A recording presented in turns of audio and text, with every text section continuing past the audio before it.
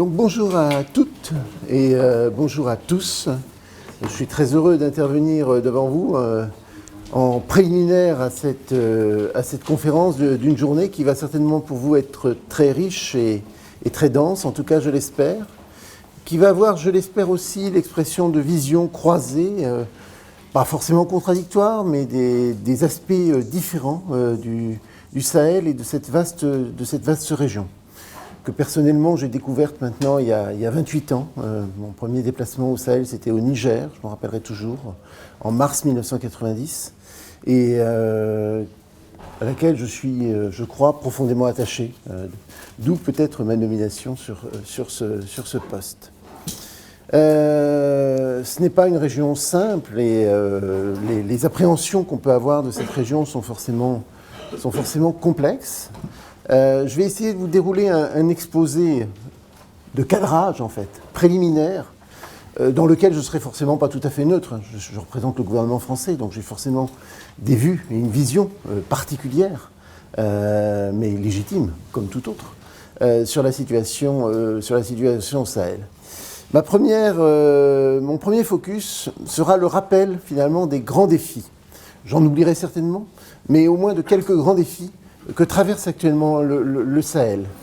Notre monde en général, je vous invite à lire l'ouvrage qu'elle a cité sur les ODD, traverse une transition sans précédent, dont on ne sait pas exactement comment on ressortira essoré à la fin de ce siècle, à la fin du XXIe siècle. Mais le Sahel aussi traverse dans cette transition globale une transition particulière dans laquelle il est particulièrement fragile et vulnérable. Donc je vous rappellerai ces défis. Ensuite, je vous ferai un petit point sur notre vision des origines de la crise sécuritaire, de cette crise sécuritaire. Origine endogène, interne, origine externe, exogène. Et pour vous dire que c'est une conjonction. Vous lirez parfois des grilles de lecture en disant tout ça est de la faute de l'Arabie Saoudite, du wahhabisme qui a été importé. Vous verrez d'autres qui vous diront que tout ça, ça n'a rien à voir avec l'extérieur. Tout ça, c'est des problèmes de gouvernance interne. En fait, c'est une conjonction, comme souvent dans toutes les crises. Et ensuite, je vous parlerai de la réponse qu'on peut apporter à cette crise, avec ce que j'appelle une vision en 3D, en alliant trois instruments de politique publique très forts que nous avons jamais réussi à bien faire fonctionner ensemble jusqu'à présent, correctement, au niveau international, que sont les 3D. Le D de diplomatie, du politique, de l'analyse politique, le D de défense, mais qui est le D de sécurité, et puis le D de développement, qui est aussi un D qui a quelque chose à voir avec le G de gouvernance. Et puis je conclurai cette intervention d'une demi-heure par quelques observations sur... Et la France dans tout ça, pourquoi finalement la France au Sahel? Qu'est-ce qui nous motive? Quelles sont les raisons de notre présence? Voilà, donc c'est le cadrage que je vais essayer de vous faire très rapidement ce matin. Le Sahel, comment l'aborder? D'abord, ce n'est pas un espace unique. C'est plusieurs pays. La définition géographique du Sahel, on peut la questionner, je n'y reviendrai pas. On peut y passer des heures de discussion. Vous aurez tout à l'heure un ami qui interviendra, qui est Marc-Antoine Pérouse de Monclos. Nous avons eu des longues discussions sur la définition géographique du Sahel. Jusqu'où va-t-il? Est-ce qu'il va jusqu'à Djibouti? Ce n'est pas tout à fait notre conception du Sahel à nous, mais cet espace géographique, cet espace au sud du Sahara, de quel pays est-il constitué? Je n'étendrai pas la discussion plus longtemps, mais c'est une question qu'on doit se poser à chaque fois qu'on parle du Sahel. Quel est cet espace géographique? Ensuite, cet espace géographique, même quand on va dans le cœur du Sahel, dans différents endroits, ces contraintes, ces pays, même s'il y a des modes de vie qui peuvent se rapprocher, des modes de vie nomades, des modes de vie sédentaires, des cultures, il n'est pas identique. Les défis ne sont pas identiques d'une zone à l'autre. Je suis allé au Tchad, dans la région de Borkou, à Faya-Largeau. J'ai rencontré le gouverneur, j'essaie de rencontrer à chaque fois les autorités, leur demander quels sont leurs défis. Et le gouverneur de Faya-Largeau m'a dit, mes deux défis, moi, monsieur Châtaignier, j'ai une petite province, ma province du Borcou, elle fait juste 260 000 km². C'est juste la moitié de la France. Et j'ai combien d'habitants sur cette petite province du Borcou? 100 000 habitants. Il avait peut-être d'ailleurs un petit peu gonflé le chiffre pour me faire plaisir et montrer qu'il était plus puissant qu'il n'était. Et puis, ce qu'il m'a dit, quel est mon enjeu? Ce sont nos dates, les meilleures du Sahel, hein, les dates de Faya-Largeau. Comment les exporter, comment les transporter et comment les faire aller à N'Djamena. Donc voilà, le défi simple. Une autre région que j'ai visitée au Niger, la région de Zinder, qui est juste à la frontière du Nigeria. Là aussi, je rencontre le gouverneur. Et lui, il me parle tout de suite démographie. Je vais vous en parler. Il me dit, démographie, on ne peut pas suivre. Ma province, elle fait 4,5 millions d'habitants. Donc je gère 4,5 millions d'habitants. Sur ces 4,5 millions, 65% ont moins de 15 ans. Et sur ces 65% qui ont moins de 15 ans, grosso modo, un tiers ne sont pas scolarisés. Et donc nulle part, pas dans des écoles coraniques, nulle part. Et donc grand défi, scolarisation. Comment faire pour construire des écoles, recruter des maîtres? Et il me dit, l'an dernier, on avait recruté, 1000 maîtres, on a été obligé d'en licencier 800 parce qu'il y en avait 800 qui ne savaient ni lire ni écrire. Et donc c'était un petit peu ennuyeux pour le défi scolaire de l'apprentissage de la lecture et de l'écriture dans nos salles de classe. Donc là, des challenges particuliers d'une région à l'autre. Mais bon, quand même des défis qui caractérisent cette région. Défis démographiques. Un dynamisme démographique très fort. Une absence ou juste une ébauche de transition démographique qui fait que ces pays, notamment un pays comme le Niger, mais aussi le Tchad qui est relativement proche, mais aussi le Mali qui est relativement proche, vont voir un doublement de leur population tous les 20 ans. Le Niger, c'était 3,5 millions d'habitants en 1960. C'est 20 millions d'habitants, aujourd'hui. Et en 2035, ce sera 40 millions d'habitants. Et en 2060, 2065, ce sera le double. Et donc on aura un Niger à 100 millions d'habitants. On aura en 2050 un Nigeria à 500 millions d'habitants, dont la population sera plus importante que celle des États-Unis. Enjeu, en soi, c'est un enjeu, mais c'est un enjeu démographique. Bon, ça c'est important, mais c'est aussi un enjeu de jeunesse. Et j'y reviendrai par un autre biais. C'est un enjeu de jeunesse, c'est un enjeu d'accès à un certain nombre de services sociaux de base. Il faut construire des services sociaux de base, des hôpitaux, des écoles, former des maîtres, des infirmières. Et tout ça, on court derrière, parce que quand il faut construire tout ça, vous ne pouvez pas autant investir dans l'économique. Et tant que vous n'avez pas la transition démographique, le développement a du mal à s'établir. Donc là, il y a un énorme défi, challenge, d'accompagnement d'une transition démographique sans lequel, on l'a vu dans tous les pays au monde, le développement est très difficile à atteindre. Défi économique, défi de lutte contre la pauvreté. Plus de la moitié de la population vit en dessous du seuil de la pauvreté, moins d'1,5 $ par jour. Défi de ressources économiques pour se développer, d'enclavement, de capacité d'exportation, de capacité d'importation, de concurrence. Malgré cette démographie, cela reste des tout petits marchés. Défis d'insertion dans le commerce mondial. Donc des défis, des challenges économiques majeurs de lutte contre la pauvreté. Un défi environnemental particulier à cette zone particulièrement fragile, particulièrement belle et merveilleuse quand vous la visitez, mais aussi fragile. Soumis à des régimes de température extrêmes, soumis à des régimes climatiques extrêmes, et ce n'est pas tout à fait récent. On se rappellera la grande sécheresse de 1974 ou les sécheresses de 1983-1984, et soumis à une pression environnementale qui ne va pas diminuer. L'élévation des températures, moyenne des températures sur le Sahel depuis les années 1960, en moyenne, c'est plus de degrés.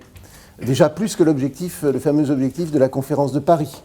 Et si on tient l'objectif de la conférence de Paris, ce sera une élévation moyenne de température de 4 à 5 degrés d'ici 2050. Et si on le tient. Je ne vous dis pas le cas d'un scénario catastrophe. Et élévation des températures veut dire que si on a des températures qui deviennent supérieures en moyenne à 50 degrés, on sait que la productivité rurale et agricole va s'effondrer. Parce que les terres perdent leur productivité. Donc là, il y a un énorme défi, qui est lié aussi au défi de la gestion des sols, de ces espaces agricoles, de cette pression démographique qui pourra exister, du changement des régimes climatiques, du changement des saisons climatiques, des régimes de précipitation qui évoluent considérablement et qui, on le voit aussi en France, avec la saison des orages que nous venons de traverser, des changements radicaux qui vont appeler des capacités de résilience, de réaction, d'adaptation des populations agricoles du Sahel, et qui sont déjà pourtant très fragiles et déjà soumis à un certain nombre de tensions. Je vous ai parlé du défi démographique, du défi économique, du défi environnemental, du défi social, l'accès à l'éducation, l'accès à la santé.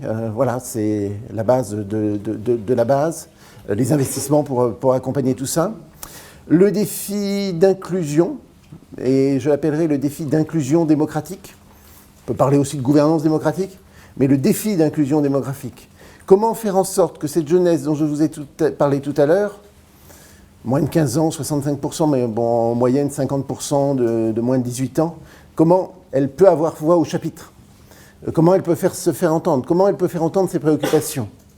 Défi d'inclusion des femmes, donc défi de représentation des sociétés. Ça se joue bien sûr, on dit tout ça bien sûr au niveau des États, mais ça se décompose ensuite au niveau des régions, des communes, des collectivités. Et donc là, c'est aussi quelque chose de très fort dans la définition, la recherche de solutions qu'on peut avoir, et le défi de la représentation des différentes composantes sociales de la société sahélienne dans la recherche de leurs solutions est absolument crucial. Défi démographique, je vous en parlais tout à l'heure, je voulais y lier aussi, parce que je l'oublie parfois, il est très important, il y a le défi des migrations. Alors vous allez tout de suite me dire, bien sûr, migration internationale, les gens qui viennent chez nous, mais d'abord le défi migratoire dans les pays du Sahel eux-mêmes, le défi de la construction urbaine d'un certain nombre de très grandes villes au Sahel, et ces villes au milieu de quoi, et comment elles seront nourries, et comment elles vont s'adapter à cet environnement particulièrement rugueux. Et ces villes, ensuite, ces mouvements de population seront des mouvements de population internes au sein des pays, à l'intérieur des pays, avec des risques de déséquilibre au sein des pays, et avec des mouvements aussi dans la région, et des basculements possibles de population, avec un Niger à 100 millions d'habitants. Voilà, que va-t-il se passer? Où les gens vont-ils s'installer? Comment vont-ils travailler? Comment vont-ils se nourrir? Donc il y a des dimensions spatiales, d'ailleurs, sur lesquelles a travaillé le Club du Sahel et d'Afrique de l'Ouest, qui sont extrêmement intéressantes un peu à réfléchir sur des projections d'un petit peu de long terme, de moyen-long terme. Vous me direz, dans tout ça, je ne vous ai pas beaucoup parlé de la crise sécuritaire.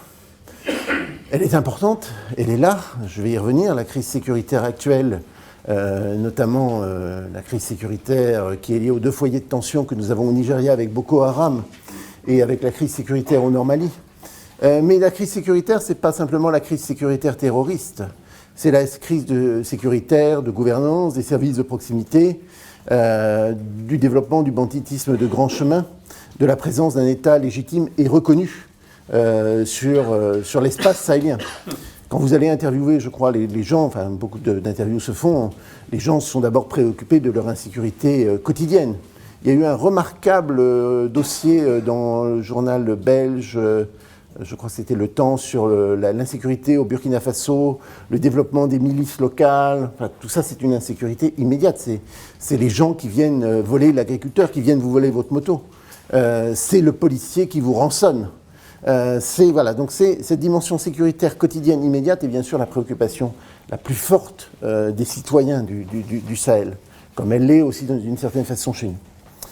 Alors il y a une crise sécuritaire bien entendu qui s'est développée depuis quelques années, que moi je date plus particulièrement du début des années 2000, qui est une conjonction.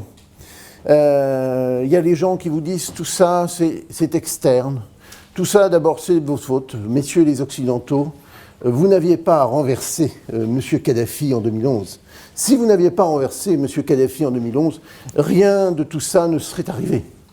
C'est un certain nombre de gens vous disent ça, très simplement. Voilà. Donc c'est les méchants blancs qui ont décidé de faire de l'ordre en Afrique et qui ont décidé de renverser M. Kadhafi. C'est une partie du problème, je ne le nie pas. Enfin, surtout ne me prenez pas pour un négateur ça n'a pas causé des problèmes et des soucis dans la région. M. Kadhafi, il avait une légion islamique, il avait enrôlé un certain nombre de personnes peu recommandables qu'il avait regroupées. Il avait constitué en 40 ans un stock d'armes assez considérable, qu'il n'utilisait pas toujours dans des intentions pacifiques. Et là, il y a une dimension qui existe. Effectivement, le renversement de Kadhafi a fait qu'un certain nombre de combattants qui étaient chez lui sont repartis dans leur pays d'origine et on cherchait à employer leurs compétences qui n'étaient plus payées en Libye. Et ça a été un facteur d'instabilité et de déstabilisation, en particulier au Mali. Et puis il y avait un certain nombre d'armes qui ont circulé à un moment donné et qui ont aussi facilité l'équipement des groupes terroristes. Il y a quand même en amont de cela une réflexion qu'on doit avoir sur ce qui s'est constitué, sur cette constitution de cette mouvance terroriste au Sahel. Elle ne date pas de 2011. Si on regarde l'histoire, elle démarre en fait à la fin des années 90 avec la guerre sale menée par nos amis algériens contre leur mouvement islamiste, qui est une guerre qui fait quand même, entre parenthèses, plus de 100 000 morts. Hein. C'est pas vraiment une guerre très, très violente entre différents groupes. Et des groupes installés donc, en Algérie, qui sont chassés d'Algérie et qui vont trouver refuge, notamment au Nord Mali, et qui vont y développer, à partir des années 90, début des années 2000, vous vous en rappelez sans doute, toute une industrie d'enlèvement des otages, de constitution de trésors de guerre. Un otage blanc qu'on enlève, ça se négocie. Alors officiellement, on ne négocie pas, personne n'a jamais négocié, mais enfin, il y a quelques millions de dollars, quelques dizaines de millions de dollars qui sont arrivés sur les comptes de ces groupes, qui ont constitué des vrais trésors de guerre. Et des groupes mal intentionnés qui, équipés de façon violente, qui se sont structurés, qui se sont financés, qui se sont armés, qui ont reçu le renfort de ce que je vous ai dit tout à l'heure, des gens qui se sont trouvés désœuvrés de Libye, et qui ont constitué finalement cette masse critique qui en 2012 a failli faire basculer le Mali. 2/3 du territoire malien a été occupé en 2012 par des groupes terroristes djihadistes à vocation violente qui ont cherché à y établir leurs lois et qui ont complètement déstabilisé à ce moment-là l'État malien. Et des gens qui ont été quand même influencés. Des thèses, vous entendrez tout à l'heure sans doute Marc-Antoine Pérouse de Monclos, que j'adore. Enfin, c'est un chercheur de l'IRD, il est absolument extraordinaire. Mais je suis en petit désaccord avec lui. Pour lui, tout est local, tout est d'origine locale. Il est un peu influencé par Boko Haram. C'est un petit peu sa grille d'analyse. Mais voilà, je parle avec lui, je mets ça sur LinkedIn, voilà. Et puis il y a un ami qui me dit, je suis au Mali, je comprends. Enfin, il y a beaucoup de gens qui disent, oui, ce qu'il dit est quand même assez vrai. Les origines locales, la mauvaise gouvernance locale, l'armée nigériane qui se comporte mal à un moment donné, etc., etc.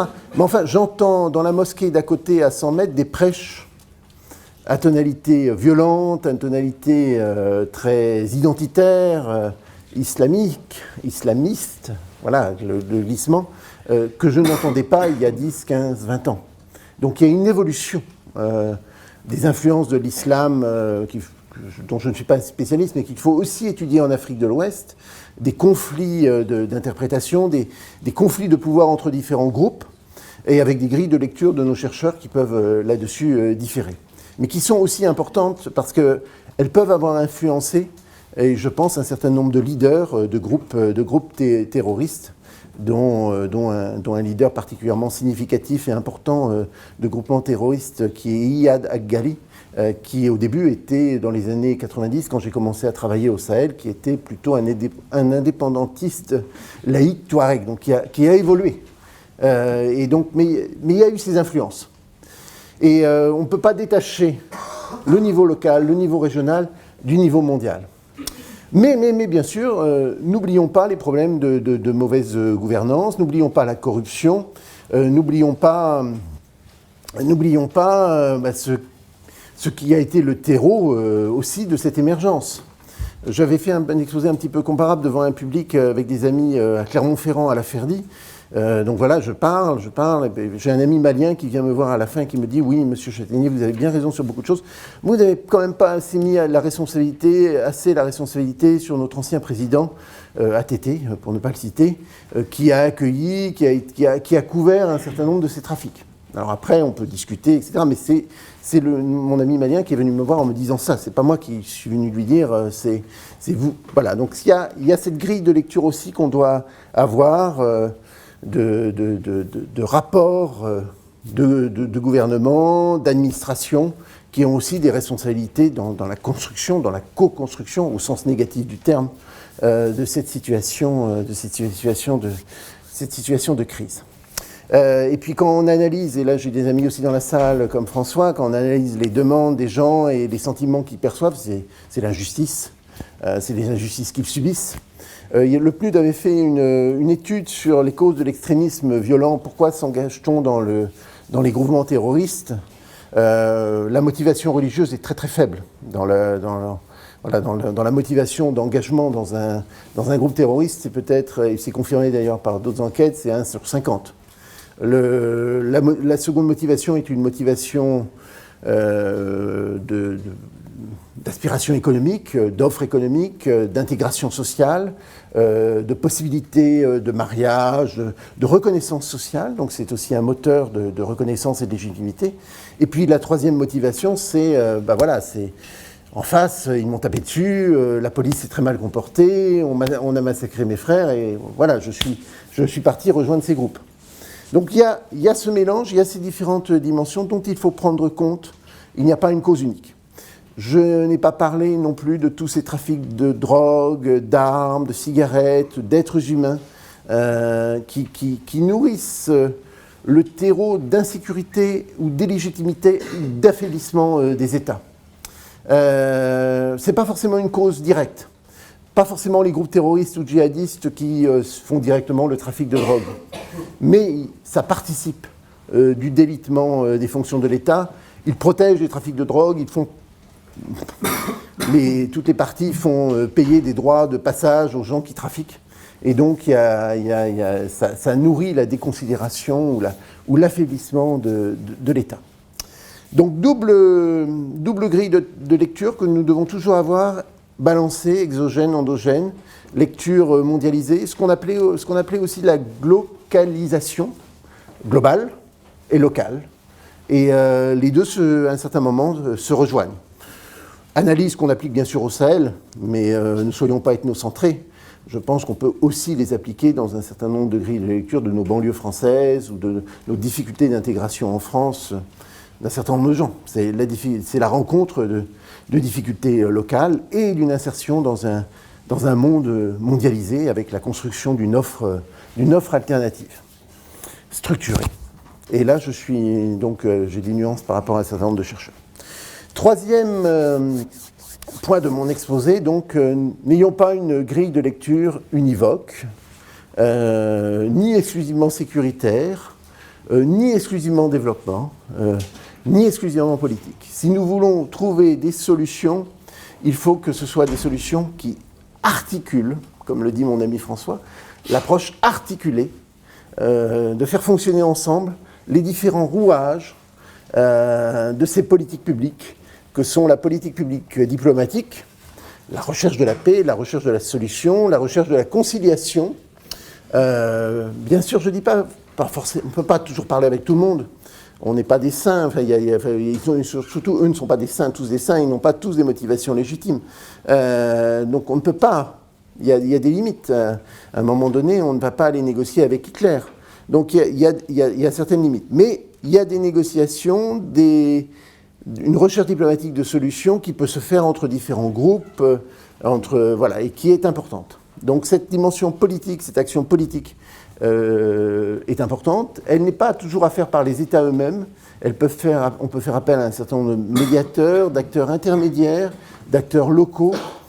C'est de la construction aussi de long terme, mais il y a un investissement dans le politique. N'oublions jamais la dimension politique, mais qui n'est pas forcément la plus facile à traiter, parce que c'est aussi celle qui peut prêter à l'accusation d'ingérence ou à l'accusation de solutions projetées de l'extérieur. Donc, On est vraiment dans la dentelle, dans la finesse d'analyse, avec beaucoup de variations de situations locales, même de situations au sein d'un même pays. La situation au Mali, elle n'est pas la même au centre Mali, elle n'est pas la même au nord Mali, elle n'est pas... donc tout ça, ça nécessite une très grande finesse d'intervention qu'objectivement la communauté internationale n'a pas toujours, et dans lequel d'ailleurs elle peut aussi avoir des perceptions contradictoires qui pourront jouer négativement sur les acteurs qui instrumentaliseront et manipuleront ces projections supposées des divergences de la communauté internationale. Mais je ne rentre pas trop dans le détail, mais en tout cas n'oublions pas l'enjeu de l'accord politique, de la négociation politique, de l'obtention finalement du contrat social, comme celui que nous aussi, on cherche à construire depuis quelques siècles en France ou dans d'autres pays, et qui est très fragile, et dont on voit aussi toutes les fragilités, mais qui est encore plus fragile dans des zones hyper fragiles comme le Sahel. Second niveau d'approche, bien sûr, une approche sécuritaire. Elle est indispensable. Il y a un certain nombre de groupes hyper armés, hyper violents, qui sont hyper structurés. Je peux vous dire que les attaques qui ont eu lieu récemment, notamment par exemple sur Ouagadougou, attaques terroristes sur Ouagadougou, ou encore les attaques qui ont eu lieu encore plus d'ailleurs sur Tombouctou il y a un mois, sont des choses extrêmement structurées, extrêmement organisées, avec des gens qui sont militairement très bien structurés, qui ont une vision stratégique. Et donc il faut lutter militairement contre cela aussi. Et donc il faut se structurer. Il y a bien sûr une intervention internationale, mais j'y reviendrai, c'est l'intervention de Barkhane française, c'est l'intervention de la MINUSMA au Mali, c'est les interventions de formation de l'Union européenne, c'est le relais aussi que le G5 Sahel est en train de prendre avec la force conjointe du G5 Sahel, qui aura cette vocation de réponse régionale. Et donc là, on est dans cette dimension de construction d'une réponse sécuritaire. On n'a pas toujours été bon là-dessus. On peut se demander, retournons-nous, qu'avons-nous fait, ne serait-ce que depuis les indépendances, depuis les années 60, comment ces armées, nos amis des armées sahéliennes se sont-ils construits? Peut-être s'interroger sur des erreurs d'analyse que nous aurions pu faire dans la construction de ces armées. J'ai un ami qui est le général Sartre, que certains d'entre vous connaissent peut-être, qui est un spécialiste de la réforme des systèmes de sécurité, qui est en soi un enjeu, une ouverture passionnante sur le monde aujourd'hui. Et le diagnostic du général Sartre, c'est qu'on s'est complètement trompé pendant 60 ans sur ce qu'il fallait faire.